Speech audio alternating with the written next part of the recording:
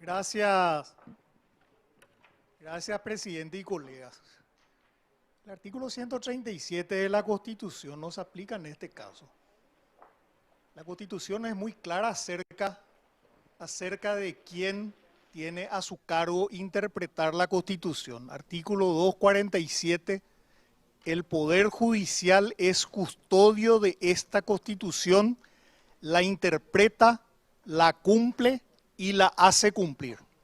Si acá hay un colega que está en desacuerdo con el reglamento que votó, yo no voté el reglamento, así que yo tengo legitimación para reclamar algo de lo cual no fui parte.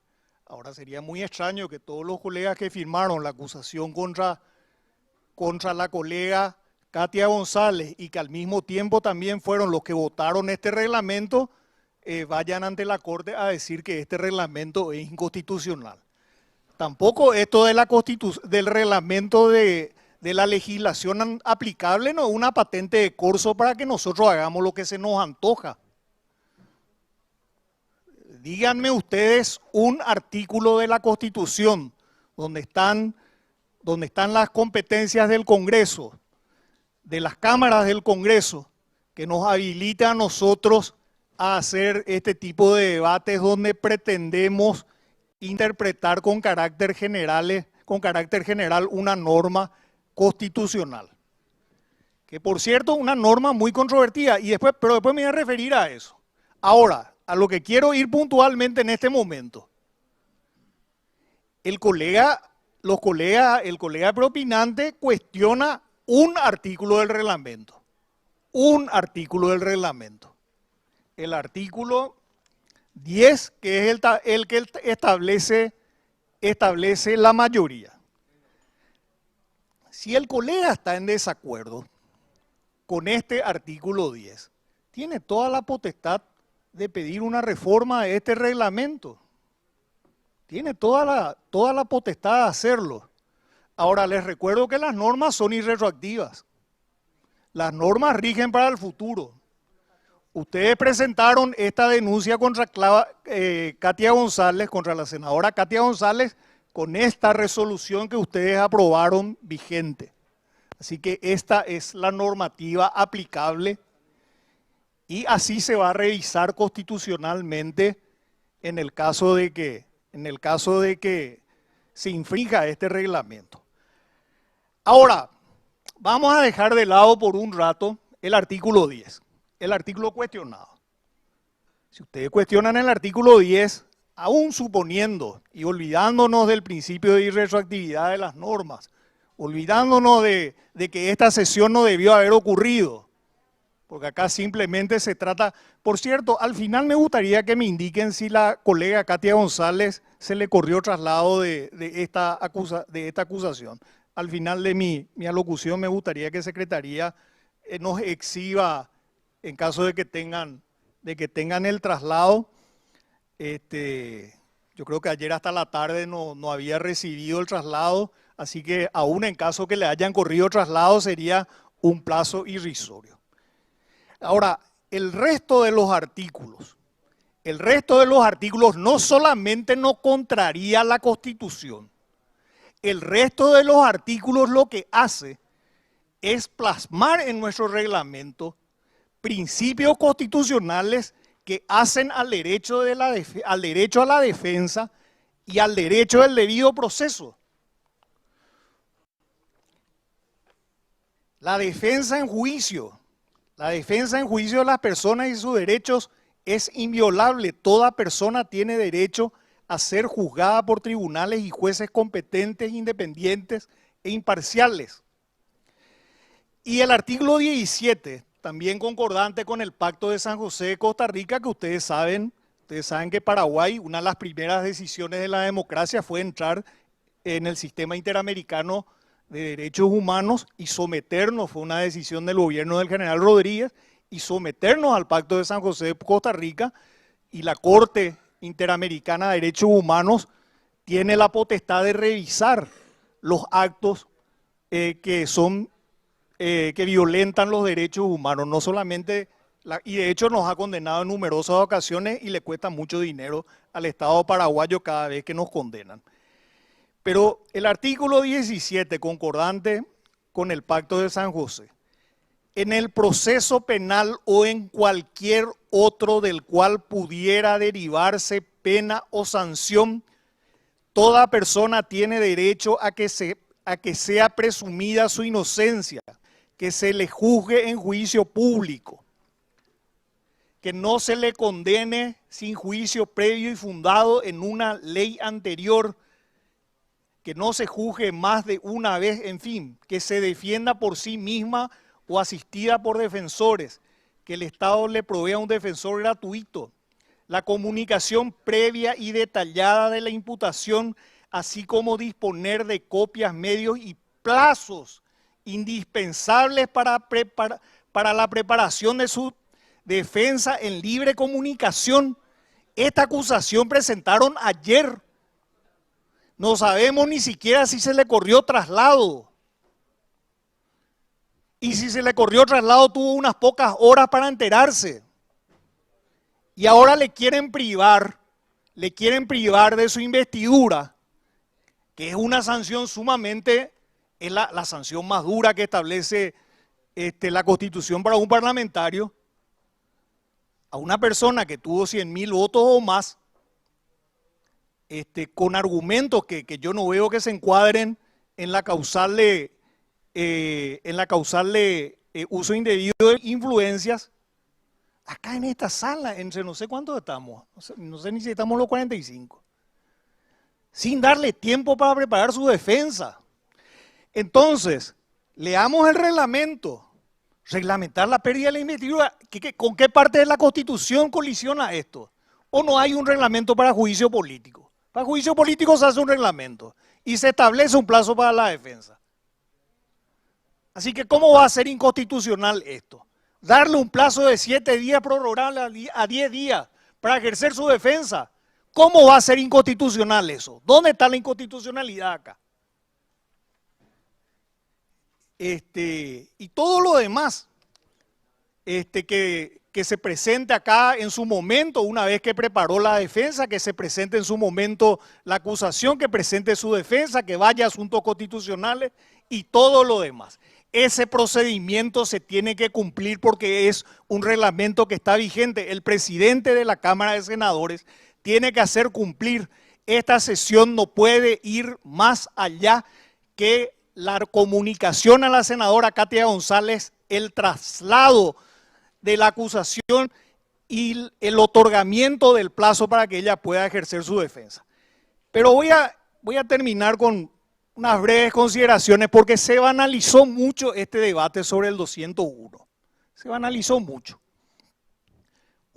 Hay un debate importante en la doctrina sobre este tema y hay diferentes posiciones.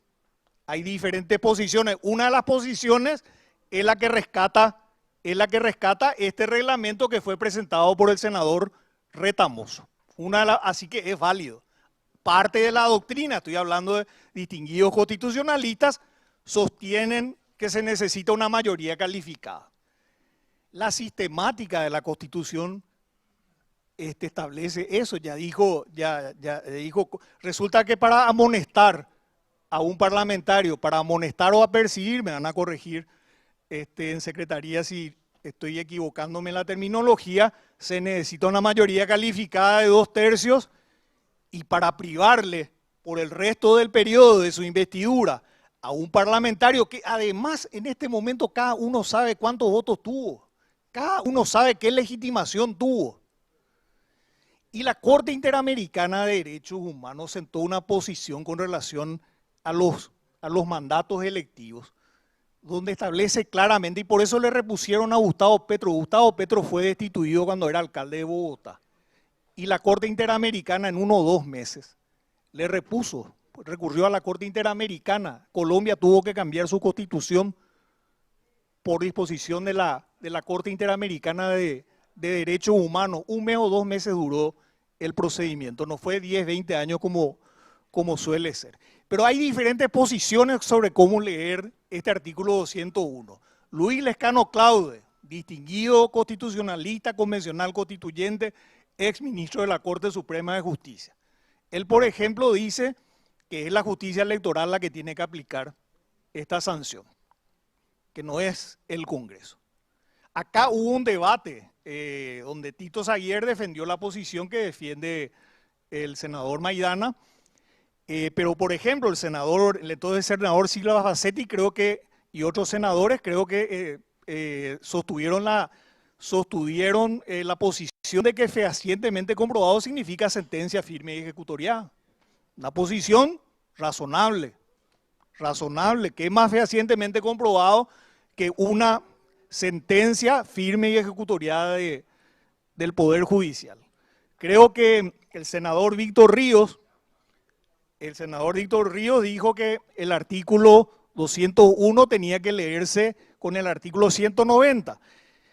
Pero, presidente, creo que la humildad es importante y no voy a dar mi opinión, pero voy a leer la opinión de uno de los juristas más importantes que tuvimos en las últimas décadas, el doctor Juan Carlos Mendonca, fallecido hace poco tiempo.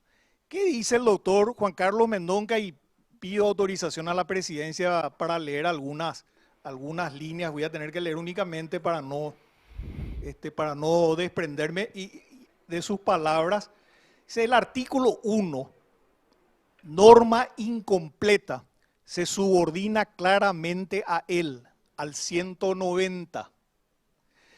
Juan Carlos Mendonca dice que el artículo 201 es una norma incompleta y dependiente, porque no establece expresamente la mayoría que se necesita. Entonces, ¿qué dice? Al ser incompleta es dependiente de la otra norma que habla de las sanciones a los legisladores. Entonces Juan Carlos Mendonca dice, y es lo que decía el ahora ministro de la Corte Víctor Ríos, entonces senador, que se tiene que leer el artículo 201 con el artículo 190. Esa interpretación del doctor Mendonca y esa interpretación que tenían algunos colegas acá es la que recoge el reglamento. Así que no se puede decir tan banalmente que es inconstitucional, porque este es un debate complejo y tenemos distintas posiciones y no estoy hablando de mi opinión, no estoy hablando de la opinión de los que estamos acá, sino estoy hablando de la opinión de distinguidos colegas. Y voy a decir una cosa más, y voy a empezar por Cano Radil, por Bernardino Cano Radil, también un distinguido constitucionalista, un correligionario de ustedes y un gran amigo que lastimosamente partió prematuramente. Tiene grandes obras sobre el derecho, pero en la constituyente, fíjense ustedes que en todas las constituciones anteriores, 1870, 1940, 1967, en todas las constituciones anteriores, todas las sanciones, incluida la remoción de un legislador, estaban en el mismo artículo constitucional. Todas las sanciones estaban en el mismo artículo y la mayoría era 2/3, salvo mayoría simple para renuncia. Cuando se trata esto en comisión permanente, y esto pueden mirar en sus computadoras, esto está en la biblioteca de archivos, está digitalizado, busquen artículo 201, van a encontrar, busquen las palabras de Cano Radil. ¿Qué dice Cano Radil? ¿Cómo nosotros vamos a darle a las cámaras del Congreso el poder de interrumpir un mandato electivo, un mandato que deviene de la voluntad popular? Eso puede derivar en un modelo autoritario. Y después ya no hay mención a la pérdida de la investidura. Y después, ya en el pleno al final, en algún momento van a ver en las actas, aparece la pérdida de la investidura ahí, varios artículos, fíjense en el 190 están las sanciones y aparece en el 201. Aparece en el 201.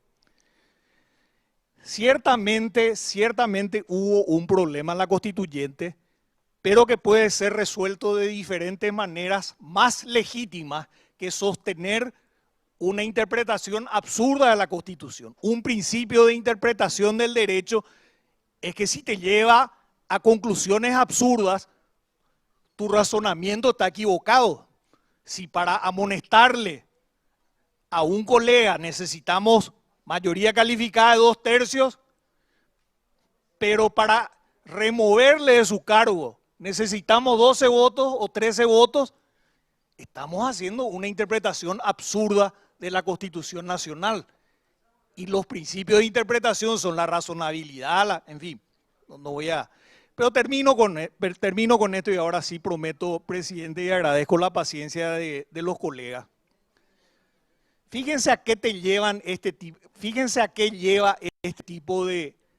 Cuando se juega con la inconstitucionalidad y porque tenemos antipatía o nos enojamos con alguien o queremos pasarle factura a alguien, quebrantamos la institucionalidad. Y es quebrantar la institucionalidad, no comparemos este caso con los del periodo anterior, porque en el periodo anterior había listas sábanas. Hoy cada uno sabe dónde está. Cada uno de nosotros sabemos cuántas personas nos apoyaron y a cuántos representamos. Y también no comparemos con las pérdidas de investiduras anteriores, porque en todos los casos, salvo en el caso de Payo Cubas, el voto fue plural. Los distintos partidos votaron. Yo me acuerdo en el caso de la senadora Bajac, yo me acuerdo uno de los que fundamentó fue Blas Llano, su correligionario. Siempre hubo un voto transversal. Acá un bloque. El oficialismo y sus aliados pretende alterar la composición del bloque opositor, sin argumentos, porque no hay argumentos. Podrán decir, todo eso que ustedes están diciendo ahí, pueden mandar a la fiscalía, que investiguen, pero no es uso indebido de influencias. Nos reúnen las condiciones, nos explican, nos hacen el lunes con flecha. Pero vuelvo al tema. En todos los casos salvo en el de Paraguayo Cubas, han habido 30 votos o más. Solamente en el caso de Paraguayo Cubas fue raspando y algunos partidos votaron en contra. Pero aún en el caso de Payo Cubas, varios partidos de oposición también votaron a favor. Se está rompiendo eso en primer lugar. Y en segundo lugar, los parlamentarios que hoy estamos sentados acá tenemos mucho más legitimidad que cuando había listas sábanas, salvo los que encabezaban las listas. Pero a lo que quería llegar es a lo que pasó en Ecuador hace unas décadas. Gana un presidente sin mayoría parlamentaria y quería cambiar la Constitución. Y el Parlamento se opone a que cambie la Constitución. ¿Qué hizo este presidente? Busquen en Ecuador, crisis parlamentaria, busquen en Google. Alteró la mayoría de toda la Cámara que se le oponía para llamar a una reforma constitucional. Estoy hablando de Rafael Correa, de la época de Rafael Correa, él gana sin parlamentarios y quería cambiar la Constitución. Tenían ahí otro procedimiento, creo que era la autoridad electoral, consigue que la autoridad electoral creo que renueva a 50 parlamentarios. Con suplentes llamaron a constituyente.